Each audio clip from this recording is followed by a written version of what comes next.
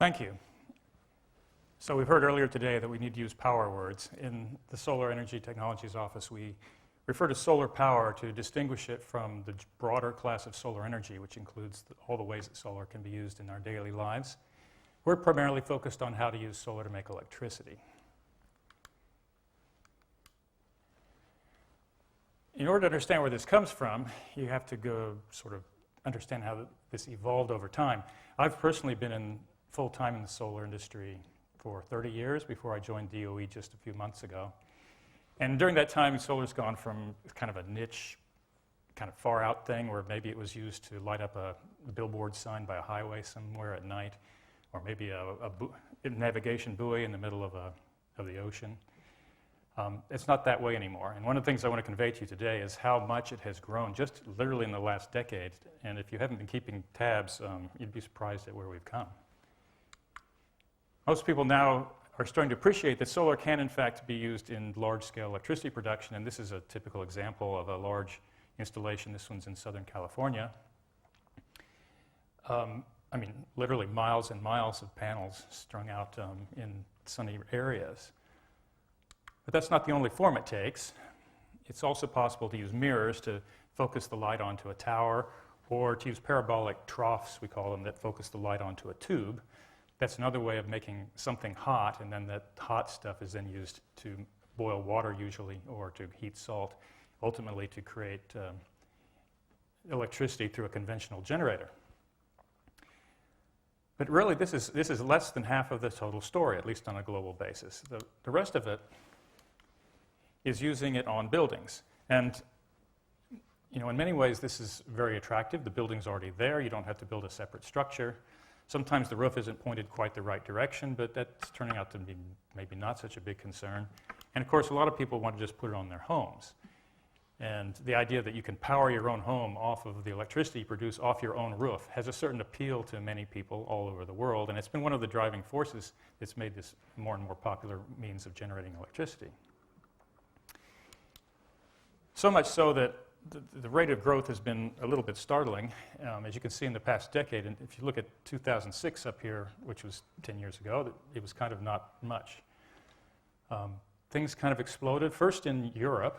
The German government was the first to really sort of actively promote solar energy, solar power. And you can see they went up very quickly. Let's see if I have it. Yeah.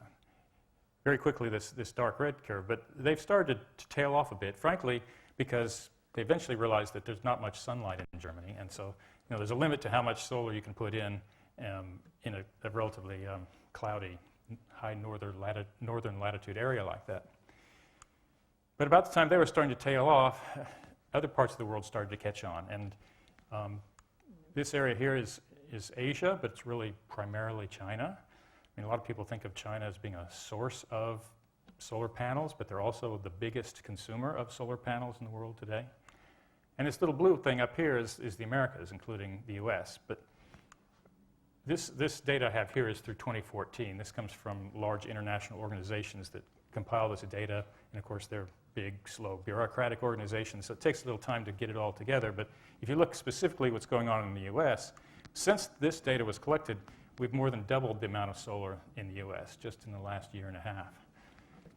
In fact, in 2015, there was more solar generation capacity installed in the US than natural gas. In fact, the capacity additions for the past 2 years have been roughly split 3 equal ways between solar, wind, and natural gas. So it's no longer a niche thing that's just hiding in the background somewhere. It's actually now one of the major new ways that utilities are putting in new capacity.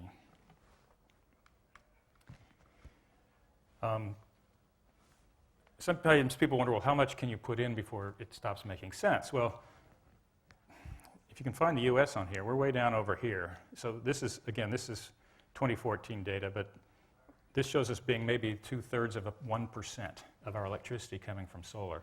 Well, that's now above 1% in the US. But look at some of these other countries, especially these European countries on the left, where in some cases, here's Italy, Greece, Germany. These are all in the vicinity of 6 to 8% of their electricity already is coming from solar, and it's still growing. Globally, it's 1%. So 1% of all the world's electricity now is being generated from solar power. California is the leader in the US. They already have over 6% of their electricity coming from solar power. Why are people interested? Well, ultimately, it really comes down to cost.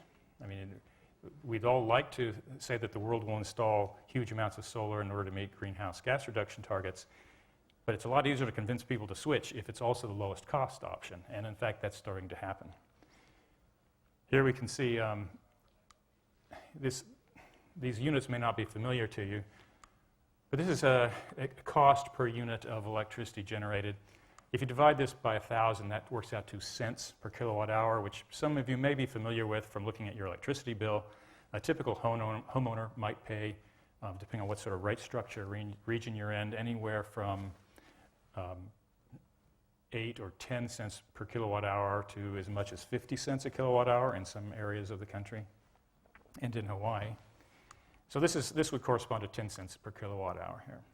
This is the cost to generate the electricity in various types of solar plants installed over various periods of time. And you can see how the plants have been coming online and the prices have been dropping. We now have plants that are below 5 cents kilowatt hour online. Now, admittedly, these plants are put in very sunny areas, typically in Texas or in Southern California.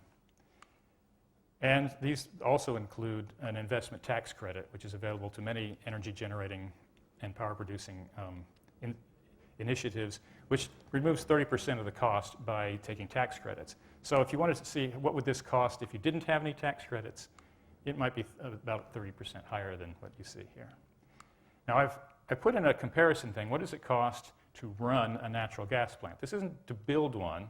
That's a little more expensive. But if you've already got one, and in fact we've got quite a few sitting around, what does it cost just to run it? Because you have to buy the gas and burn it in order to run that plant.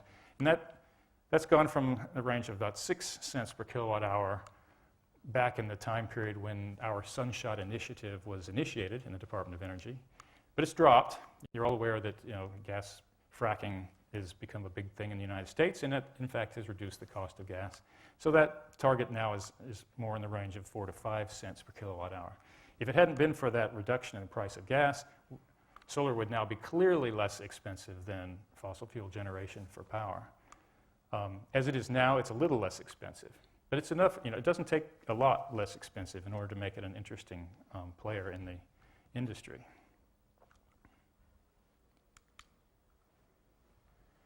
So what are we doing in the Department of Energy? Well, good is good, but better would be better. So what we do is we say, okay, how can we help drive the industry to produce even lower cost electricity? You may have seen a figure in one of the previous presentations that showed 13 cents for solar in about 2015. Well, that is correct if you average the cost across the big utility scale systems and the residential scale systems. The residential scale systems tend to be a bit more expensive because, frankly, it costs money for somebody to go up on the roof compared to putting something out in the field.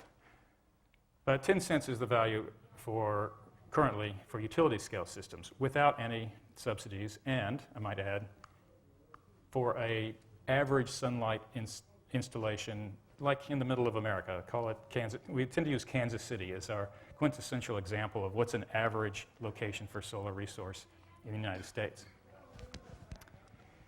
We want to make that to be lower. Well, the obvious thing, and the thing that everyone initially thinks of, is the panels, and say, well, okay, well, let's make the panels less expensive. Well, there is opportunity to do that, and in fact, these panels have been following what's called a learning curve, meaning that as you generate more and more of them, the price tends to come down just because people learn by doing and figure out how to do it more efficiently, and therefore cheaper. Right now, what we call the minimum sustainable price for these panels is about 65 cents per watt. Now, you might say, well, what is a watt? Well, it's the amount of panel, which happens to be something about the size of this. It's this much panel would produce 1 watt of power if it's in direct sunlight. So that's how we tend to quote price on these things. A real panel, by the way, is more like this big, about 1.6 square meters. It produces something more in the range of 250 watts as a typical product. Well, we think we can get that down to 30 cents per watt. How long will that take? Well, it depends on how fast the industry grows. In fact, you can buy panels today in large quantities for as little as 38 cents a watt, but it's not sustainable. Right now there's an oversupply on the market, and so they're sort of underpriced compared to what it actually costs the producers to make them. So, but of course, what we want to know is we want the industry to be sustainable. So we track the sustainable price rather than the actual market price as our primary indicator. If we could do that, we could take, if this was the only thing we did, we could reduce this 10 cents by 1.8 cents. This 1.2 cents, you're going to find out, is less than that because I'm going to show you a bunch of these bars, and some of these bars interact with each other. So it's sort of, and some of them are double counting in a sense. So the 1.2 is what we get when we add up all the bars together. The 1.8 is what we would get if you only did that and didn't do anything else. But the other thing that people talk about a lot is, okay, let's focus on the panels because that's been the focus for many, many years. What if we made them more efficient? Typical efficiency of the panels today is about 16%. That's for the garden variety ones that you probably see on a neighbor's rooftop and anywhere in the country. The technology has clearly been demonstrated for use of low-cost materials in relatively high-cost processes to get the efficiency up to about 25%. So we think that since the materials are inherently not expensive, we eventually will be able to get the efficiency up to something like 25% without blowing the cost out of the ceiling. If we do that, that adds takes another 1.6 cents per kilowatt hour off of this total. Now we start to get into some things that are a little less obvious. One of them is improve the reliability and the lifetime of the system. Solar is very different from burning fossil fuels in the sense that virtually all of the cost is up front on day one. You build a fossil fuel powered plant, a modest amount is up front, but then you have a huge annual bill for the coal or the natural gas or whatever it is you're going to burn in the thing. So for solar, more than other technologies, how long the thing lasts has a big impact on what is the lifetime cost of the electricity that's produced. Right now, typical systems, they have two things that limit that. One is they will essentially have some discrete failures that occur on a random basis occasionally, and those will on average tend to limit the total system lifetime to something like about 30 years. It's things like plastic back sheets crack at some point and then that lets water get in. It's things that happen many of you are from the building industry, you would understand. It's like a roof. You have a roof membrane, you leave it out in the sun and the rain, the wind and the hail.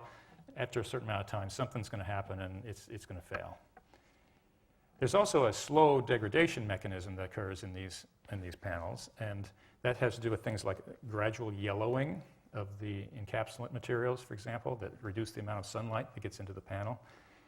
And that's currently it's less than 1% per year, but that turns out to be not as good as we can do. We have good reason to think we can get that down to 0.2% per year. If we do those two things, there's another 1.3 cents we can take off. Reducing operation and maintenance, this is largely just the replicability. I mean, in many cities, you have to train people how to do this, and then once they're trained, they are much more efficient at doing it, and so the cost starts to come down. As it becomes a bigger and bigger business, the cost per project starts to come down, and we think we can get that down by a factor of 2. That's a little bit more off the top. In general, lowering sort of what we call ancillary hardware, things like mounting brackets and so forth, and the cost of labor. Again, prices come down here really just because of the learning curve, learning by doing. There's another 1.2 cents.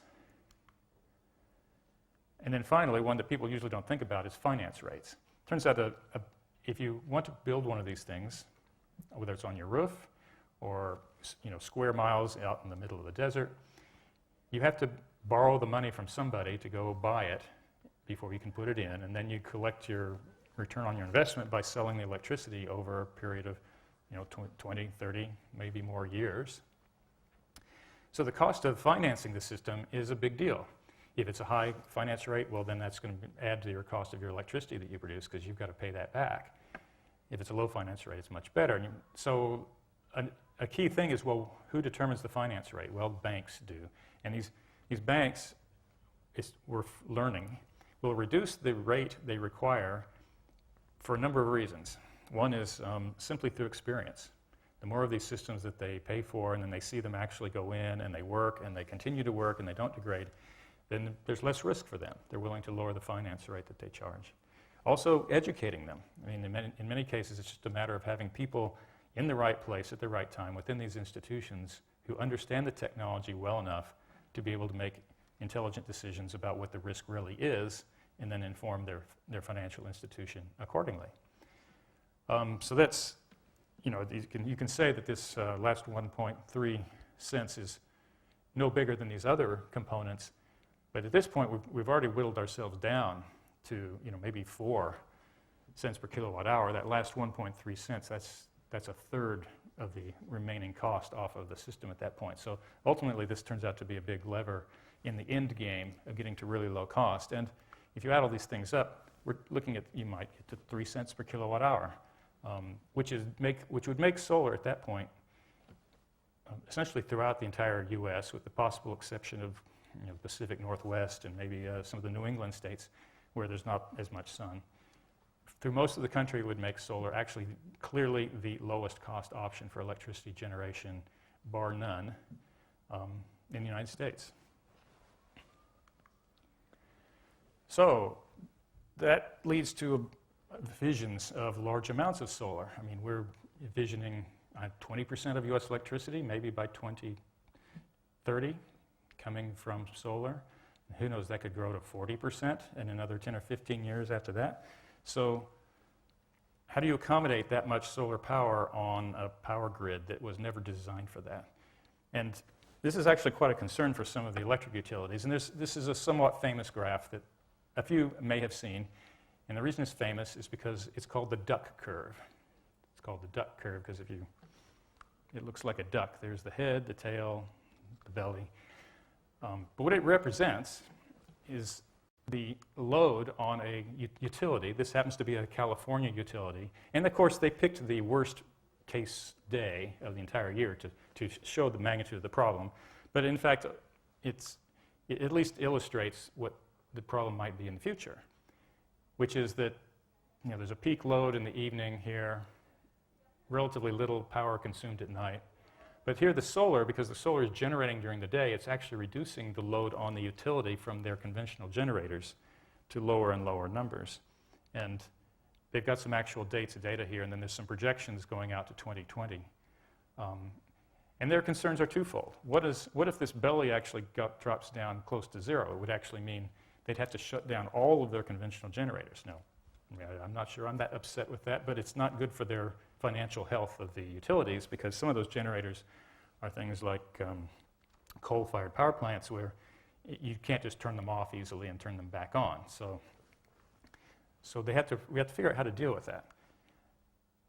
Even more important, I believe, and of more immediate concern to them, is there's this rapid ramp. So the sun starts to go down on California, all the solar power things start to shut down. The evening peak hasn't changed, and now suddenly there's no solar there to support it. And so you get this very rapid ramp in which the utilities have to suddenly turn on all of their generators and ramp them from essentially no output to full output over a period that could be as short as 1 hour. And that stresses the system and is creating some anxiety. Well, there are a number of ways we can try to deal with this. The clearest way to do it is to have some energy storage. Then you can put some of that storage during the day into, say, batteries or pumped hydro, which would be, pushing water uphill and then letting it fall back downhill later. Right now, that's a relatively expensive proposition, but as things like electric vehicles come online and the cost of batteries for that drops, this actually starts to look pretty interesting as a way of dealing with this problem. There are also demand-side management techniques, things as simple as asking people or designing, for example, a refrigerator in a home to maybe cool itself down a little more than it needs to during the day when the sun's out, so that it doesn't have to come on during this peak period in the evening. Sun tracking mounts help because then they can follow the sun towards the horizon, and at least it doesn't solve this ramp completely, but at least if you have a lot of these systems, you can stagger them in such a way that they turn off at different times instead of all turning off at the same time. And then another one is simply increasing transmission line capacity, because you can imagine that if you had good transmission lines all the way from, say, the Mississippi Valley all the way out to the West Coast, well, you know, when the Mississippi Valley is going into night, they can ship power in from California, and likewise the next morning, the sun will come up there, and they can ship the power back to California the next morning. And the larger area over which you can aggregate these things cost effectively, the less problem there is with these sorts of issues. So that's sort of an energy flow issue, but it turns out that there's even bigger issues already associated with the way the grid is designed to operate. So this is the way the grid is today. It's a bunch of generators. They're all tied to major transmission lines. It goes through substations and then out to homes and businesses. And all the power flow is one directional. It's always from the sources to the loads. Well, we come along, and yes, we put some solar on the transmission lines. That doesn't bother utilities too much because that's what they're used to. But the other half of the solar that's going in is out there on top of buildings and you know, small fields that are not close to a transmission line. They're still part of what's called the distribution network rather than the transmission line network. And it actually causes two-way power flow on a lot of these lines that were never designed for that. A lot of the protection circuitry and so forth doesn't know how to deal with the fact that the power is going the opposite direction of what it expects to do. And so there's a major transformation of the grid having to occur. Fortunately for the US, the Germans ran into this problem first because they already have a larger penetration of solar on their network. And a lot of these issues are starting to be transferred to different places around the world. But if a reasonable amount of our R&D effort goes into sort of mundane issues about how do you have new codes and standards for how the electric distribution system works so that it won't crash when your neighbor puts solar on their roof. Well, that was all about the solar power side, but you know, where do these things come from? So I call that the manufacturing side of the coin.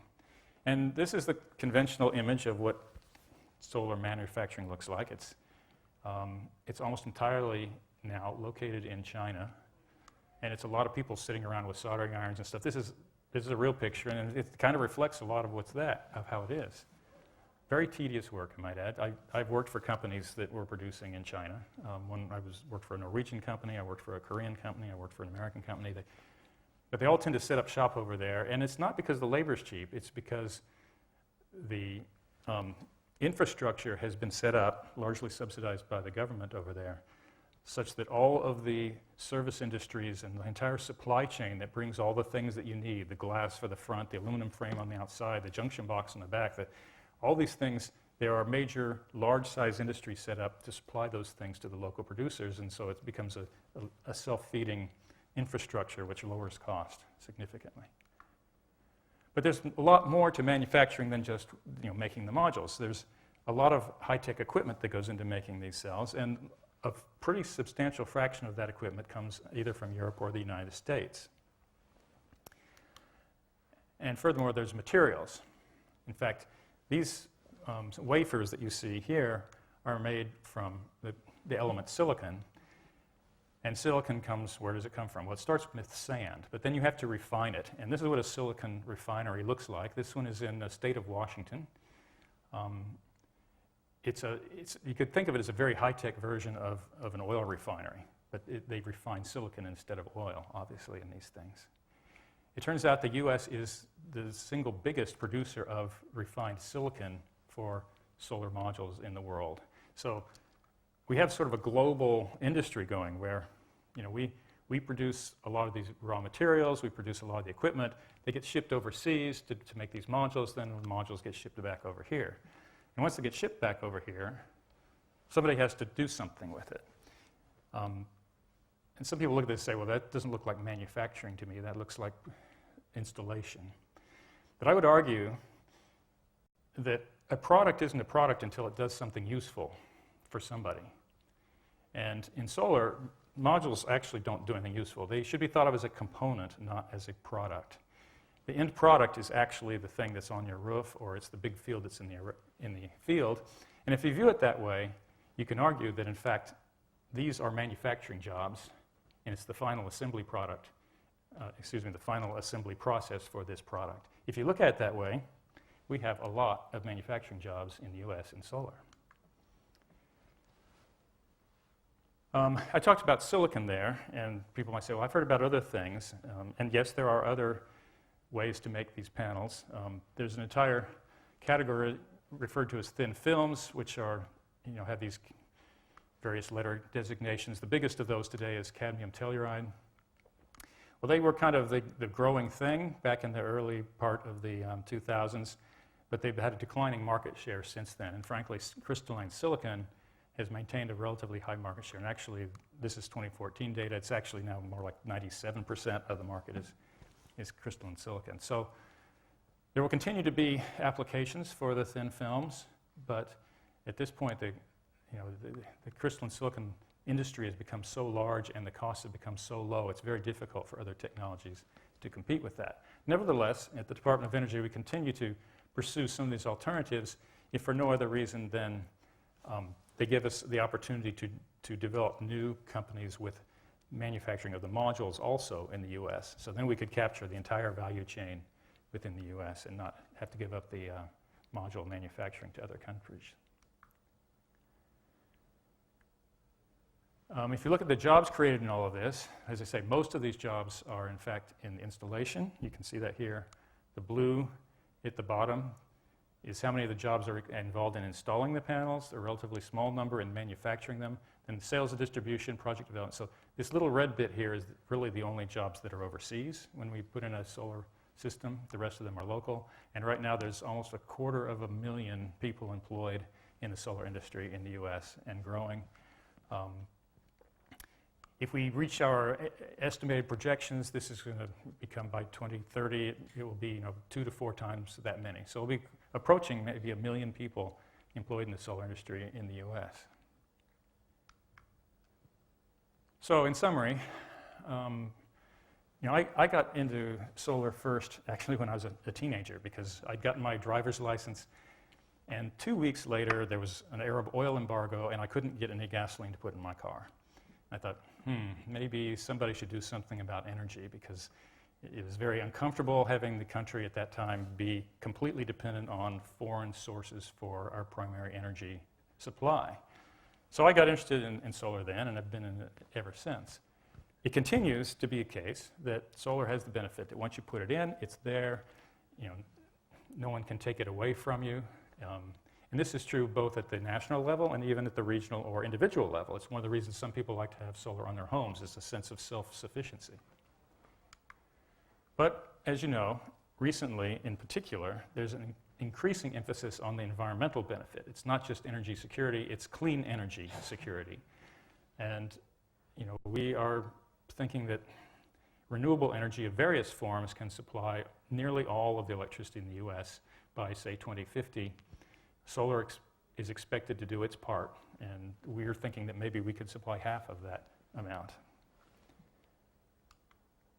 Then finally, the employment aspect. It does create jobs. The jobs are local. The jobs of installing systems can never be exported overseas because the systems have to be put in where they have to be put in. And if they're putting the systems in the US, those are jobs for people here. So I like to call these the 3 E's that support solar. And it's been interesting over, in the 30 years I've been working in this business, the emphasis shifts depending upon who's in Congress, where the winds are blowing from time to time. But although the emphasis may change from year to year, one of the 3 is always at the forefront, and the combination of all of them leads to us to have an industry which is both important for the day and important for the future. Thank you.